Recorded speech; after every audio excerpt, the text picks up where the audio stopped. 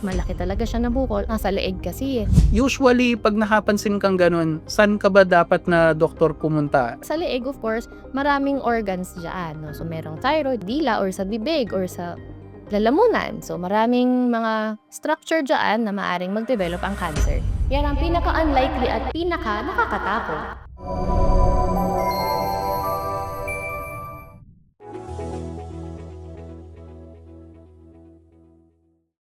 Good day mga kababayan! Welcome sa isa na namang episode ng Medico.ph at ngayon pag-uusapan natin ang isang sintomas na laging tinatanong sa amin. Actually, more on sa website, hindi sa Facebook yung mga nagtatanong. At ito yung bukol sa lieg.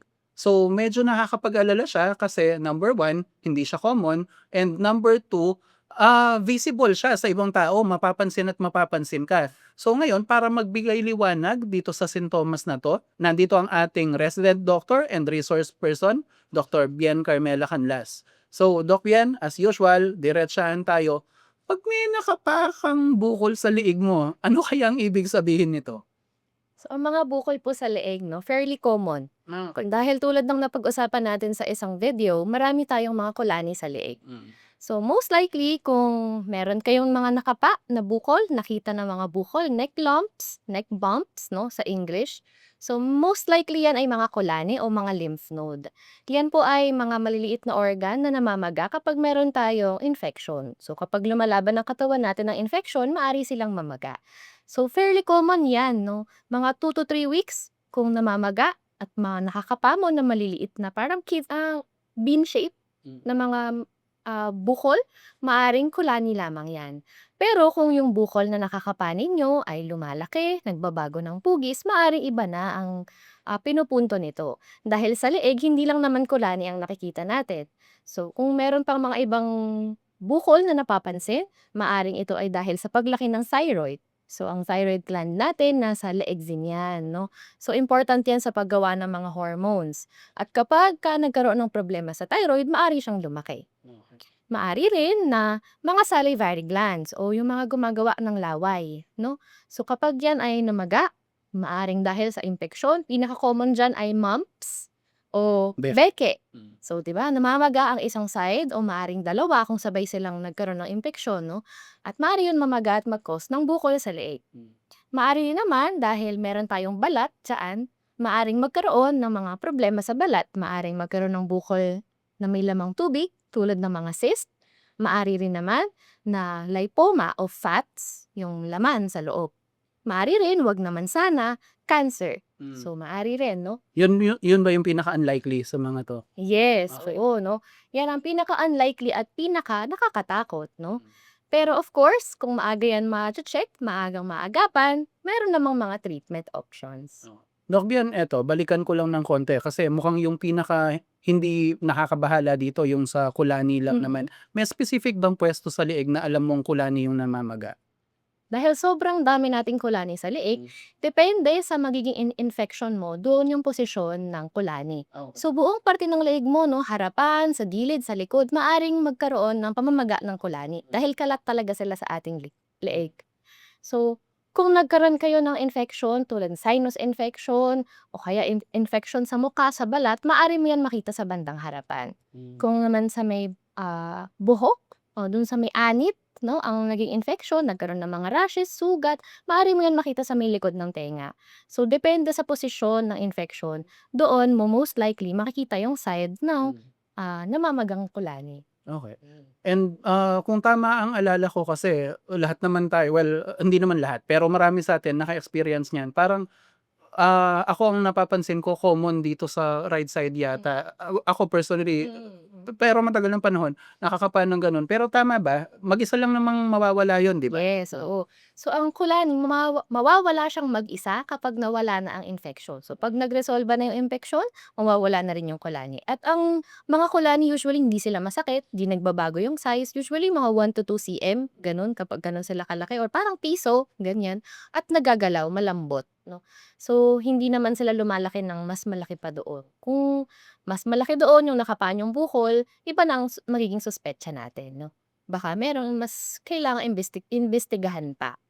Yung sa thyroid naman na mention mo, ito ba yung 'pag nagbukol, goiter na? Yes, oo 'no, pinaka-common 'yun 'no na goiter.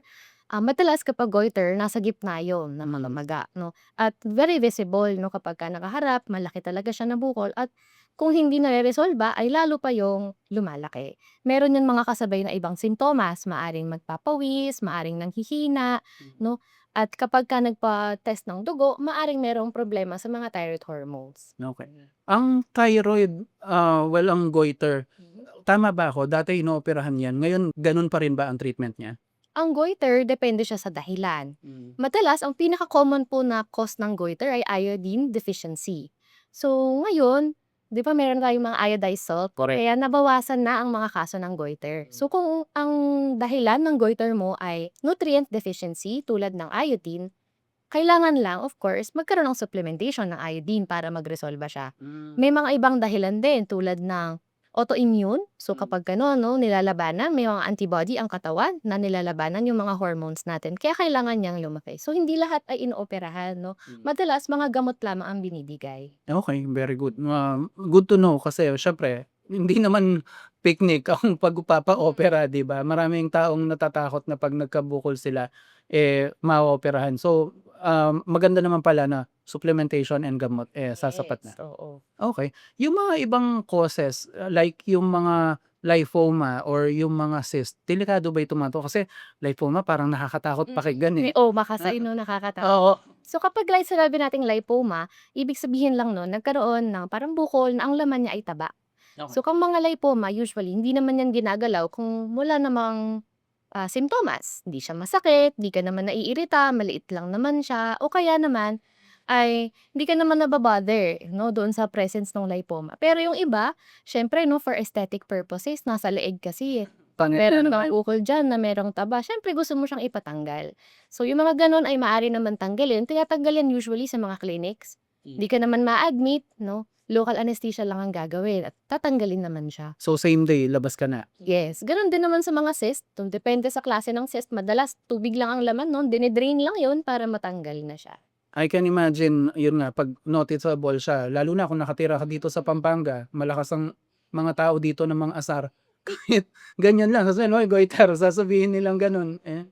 Anyway, ayun po. How about kung worst case scenario, yung ano siya, tumor o cancer siya, usually 'pag nakapansin kang gano'n, saan ka ba dapat na doktor pumunta? And ano usually yung gagawin nila para matukoy yan and pagalingin ka?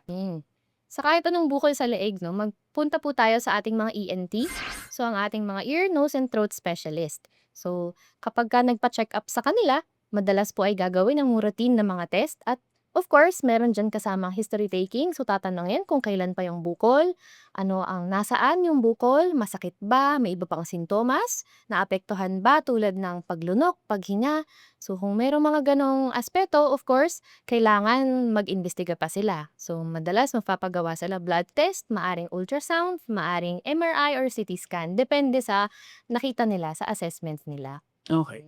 And, 'pag nalaman na nga kung unfortunately, benign man 'yan or cancerous siya, tama 'di ba, mas maagang malaman, mas treatable. Yes, Hmm. oo, no? Dahil, of course, ko-confirm naman nila yan, no? At kapag na-confirm na cancer, usually binabiopsy, kumukuha ng maliit na sample para makita kung ito ba ay positibo sa cancer. Hmm. At kung cancer ito, maaring operahan, maari rin namang radiotherapy, no, maaring ibang mga gamot na ibigay, no. So marami naman na po tayong treatment for cancer. So depende sa klase ng cancer na meron kayo. Dahil sa leeg, of course, maraming organs diyan, no. So merong thyroid, maaring magkaroon ng thyroid cancer, maaring nagkaroon pala ng cancer sa dila or sa bibig or sa lalamunan. So maraming mga structure diyan na maaring mag-develop ang cancer. So depende dun sa klase ng cancer ang magiging treatment. Okay. So, ayan po, tandaan niyo, marami sa mga bukol sa leeg, hindi naman, seryosong karamdaman, sabi nga ni Doc Bien. Pero meron maliit na percentage ng mga kasong 'to na maaring indikasyon ng mga kailangan na talagang ipagamot. So, siguro ang best advice namin is 'pag may napansin ka and sigurado kang hindi kulani 'yan or hindi mo thyroid 'yan, magpatingin tayo. Tandaan niyo, hindi naman ho lahat ng dalaw sa doktor, mauubos ang pera sa bank account mo. In many cases po, pwede nyong ipasilip sa health center ninyo, sa barangay kung nandyan naman. And karamihan ng barangay naman po sa Pilipinas, lalo na sa urban areas, di ba? Yan, may aktibong health center. Yes. Kung hindi naman, ang inyong mga public hospital sa inyong mga bayan-bayan, kung sa sarili mong bayan, walang public hospital, naintindihan namin. Pero yung closest urban center, typically meron ho. Di ba, Doc Bien? Yes. Aside from those, may mapapayo pa ba kayo sa mga viewers natin? Kapag po meron kayong mga nakikita noon nakakapa na bukol sa inyong leeg, agad po itong ipatingin. Lalo na kung meron mga kaakibat na simptomas tulad ng pananakit, hirap sa paglunok, naapektuhan ng pagsasalita, nagbago ang boses, o kaya naman kung napapansin ninyo na lumalaki ito, nagkaroon ng pagbabago sa balat. No?